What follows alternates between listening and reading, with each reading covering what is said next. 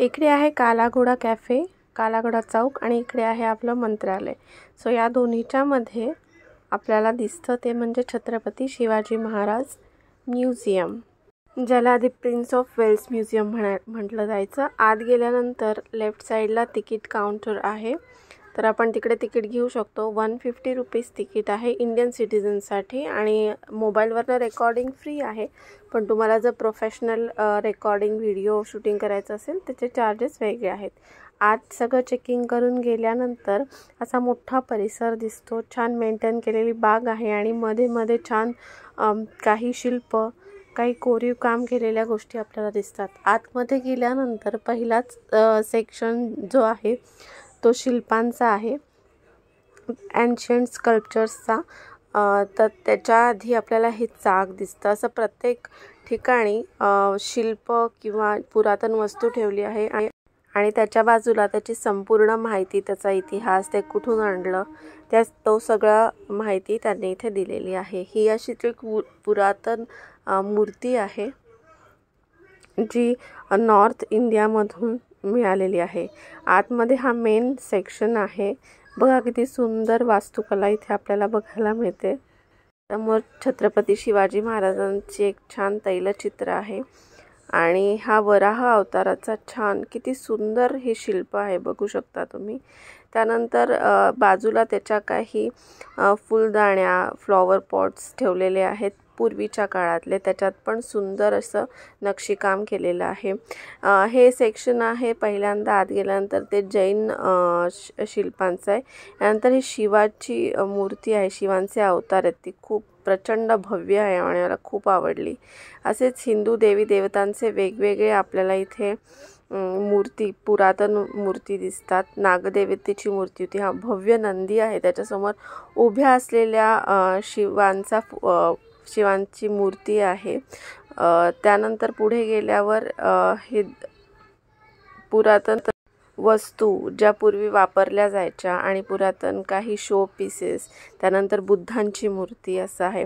ही मूर्ती मला सर्वात जास्त आवडली। ही आहे विष्णूंची मूर्ती, जी सापडली आहे आपल्या महाराष्ट्रात म्हणजेच ठाण्यात। बघा किती आखीव रेखीव आणि सुंदर मूर्ती आहे। ही मूर्ती आहे लक्ष्मी नरसिंहांची। ही मला असं वाटतं उत्तर हिंदुस्थानात सापडली आहे। गणपती बाप्पा आहेत, हे सुद्धा महाराष्ट्रातच सापडले आहेत। असे वेगवेगळ्या मूर्त्या आपल्या देवी देवतांच्या। हे वरुण देवतेची मूर्ती आहे। ही गरुडांची मूर्ती आहे, उभे असलेले गरुड आहेत। अशी त्यांची छान भव्य दिव्य मूर्ती आहे। ही मूर्ती मला खूप आवडली। ही आहे शिवा पार्वतींची मूर्ती आहे। त्यानंतर इथे माता सरस्वतीची मूर्ती आहे। त्याच्यानंतर इकडे त्यांनी सप्तमातृका ठेवल्यात। आपल्याकडे सप्तमातृकेचं पूजन केलं जातं, कुठली पूजा असेल तर। इथे शेषशाही भगवानांची मूर्ती आहे। त्यानंतर आतमध्ये त्यांनी एक सेपरेट सेक्शन बनवलं आहे, जे जैन तीर्थंकर असतील किंवा त्यांचे जैन गुरु असतील त्यांचं आहे। त्याच्यानंतर जैन स्तूप होते, आपण इतिहासात वाचलंय, तर त्या जैन स्तूपाचे काही अवशेष आहेत। त्यानंतर जैनांच्या पूर्वीच्या मूर्ती, जैन मंदिरांमधले काही अवशेष सापडलेले, काही त्यांच्या पूजेच्या मूर्ती, काही शिल्प, त्यांचे देवदेवतेंचे साहित्य, हे सगळं तिथे ठेवलेलं आहे त्या सेक्शनमध्ये। त्यांची देवता पद्मावती, त्यांची पण एक इथे मूर्ती आहे आणि हे सगळं जैनांचं सेक्शन आहे। त्यानंतर हे कोरीव शिल्प आहे। तिथून वरती गेल्यानंतर एक अजब गजब घर म्हणून एक आहे। तिथे लेफ्ट साईडला सगळं मम्मीजचं, इजिप्तमधल्या ज्या मम्मीज असतात ते कसं ठेवतात, त्याचं काय आहे, त्याचा इतिहास काय आहे, मग त्या मम्मीजचं नंतर काय होतं, त्याचे तिकडे सापडलेले काही अवशेष, हे सगळं पूर्ण इतिहास आणि त्याची माहिती त्यांनी दिलेली आहे। त्यानंतर त्याच्या दुसऱ्या बाजूला हे पाकिस्तानामधले काही कोरीव काम असलेले काही फरशा ठेवलेल्या आहेत, सिंध आणि पाकिस्तान प्रांतातल्या। तिथून पुढच्या सेक्शनमध्ये आपल्या छत्रपती शिवाजी महाराजांची ढाल आहे, तलवार आहे तिकडे. मला व्हिडिओ काढायला अलाउड नाही केलं म्हणून मी फोटो इथे काढून घेतला आहे. त्याच्यानंतर इथे शिवाजी महाराजांच्या आणि अकबराच्या आणि औरंगजेबांच्या काळातल्या असे काही शस्त्रास्त्र इथे ठेवलेले आहेत. या खूप साऱ्या कटारींचे प्रकार खूप सारे बघितले मी. त्याच्यावर छान कोरीव काम केलं आहे. आणि ते जे शस्त्रास्त्र आहेत ते केवढे जड आहेत, कशी उचलत असतील पूर्वीची माणसं. त्यानंतर इथे पूर्ण इतिहास दिला आहे शस्त्रास्त्रांचा, आपल्या हिंदू संस्कृतीच्या, ते कसे वापरायचे ते सगळं दिलेलं आहे. इथे एक मोठं भव्य दिव्य असं घड्याळ आहे.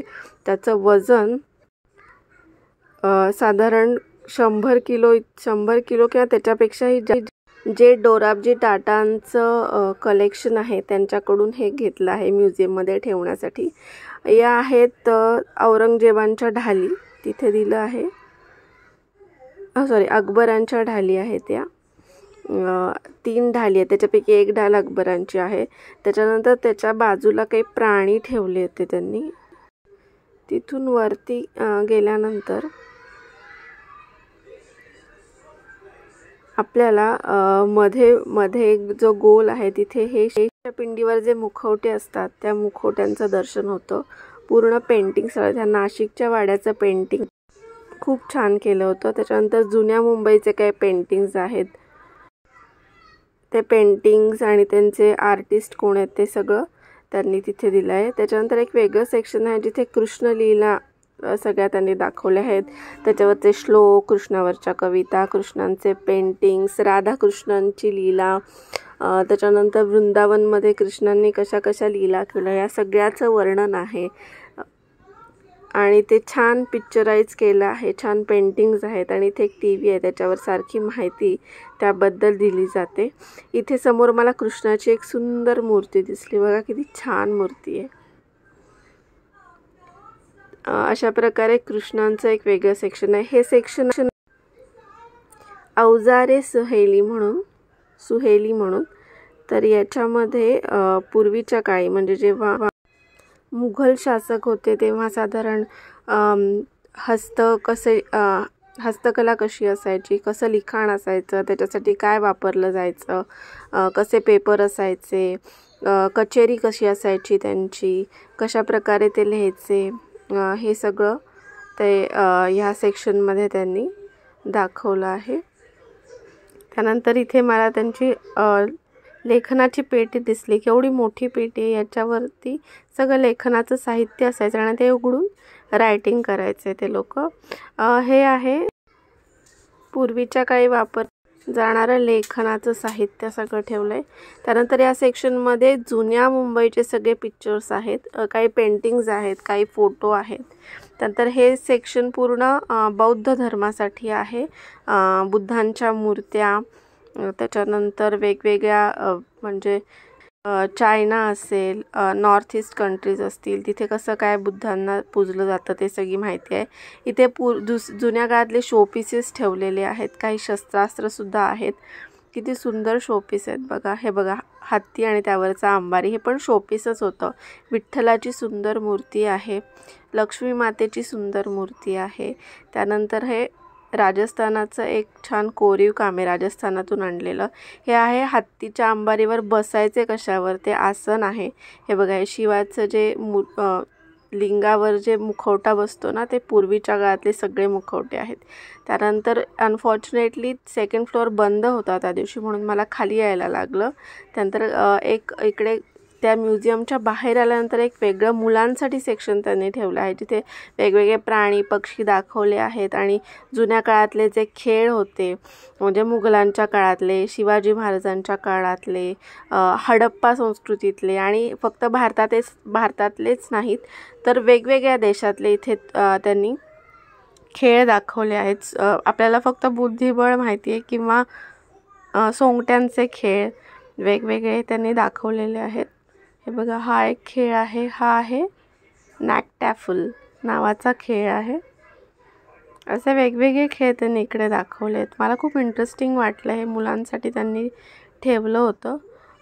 वायची नावाचा खेळ आहे हा. आणि हे वेगवेगळ्या देशातले खेळ आहेत, मोस्टली सगळे काही जर्मन जर्मनीमधले आहेत. त्यानंतर हे आहे उर येथील राजेशाही खेळ आहे हा. त्यानंतर हा एक खेळ आहे. असे वेगवेगळ्या खेळांनी सजवलं आहे. बाहेर आल्यानंतर मुलांसाठी इथे असं मोठं खेळाचा प्लॅटफॉर्म त्यांनी बनवला आहे. इकडे कॅन्टीन पण आहे छोटंसं, जिकडे तुम्ही चहा कॉफी घेऊ शकता. त्यानंतर बाहेर आल्यावर हे अशा प्रकारे म्युझियम दिसतं भव्य दिव्य असं. त्यांनी एक गार्डनसुद्धा बनवली आहे, जिथे पुराण काळातील वृक्षवल्ली यांचं संवर्धन केलं जातं. हे पूर्ण सेक्शन राईट साईडचं त्याच्यासाठीच आहे. अशा प्रकारे तुम्ही इथे येऊ शकता छत्रपती शिवाजी महाराज म्युझियममध्ये. बाहेर आल्यावर काही तोफा आहेत, काही जुनी शिल्प आहेत. बऱ्यापैकी गारवा होता उन्हाळा असला तरी, कारण झाडी प्रचंड आहेत या एरियामध्ये. सो अशा प्रकारे तुम्ही येऊ शकता. चॅनलला सबस्क्राईब करा आणि व्हिडिओला लाईक